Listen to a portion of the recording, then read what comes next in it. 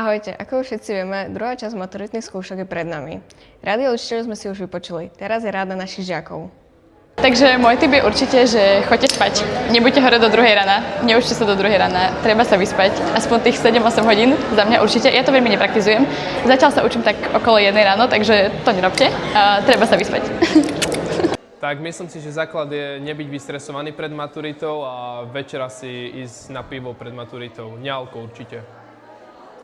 Môj tip k maturite pre vás je veľmi jednoduchý.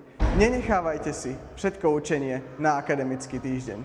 Je šanca, že to nestihnete, preto využite celý tento čas pred maturitou k tomu, aby ste mali akademický týždeň úplne v pohode a mali zo seba dobrý pocit. Kofeínu nikdy nie je dosť. Tak moja teda rada znie tak, že netreba zabúdať aj na život pomimo školy, teda sa nielen učiť na príjmačky, na maturitu a toto všetko. Sama som na to dopustila a treba si fakt vedieť aj oddychnúť a užiť si fakt ten život, lebo je toho veľa na nás, no.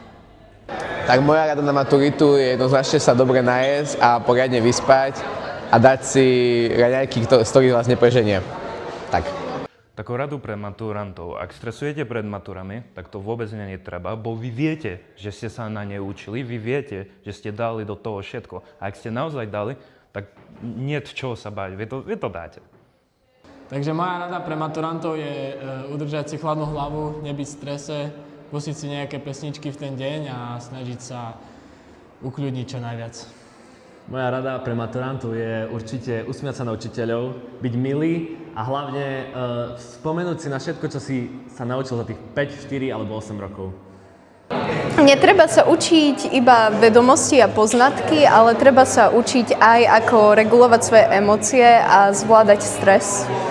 Dobre, tak čo ja by som odporúčil maturantom je navoňať sa, dobre sa obliecť, byť sebavedomý a nestresovať.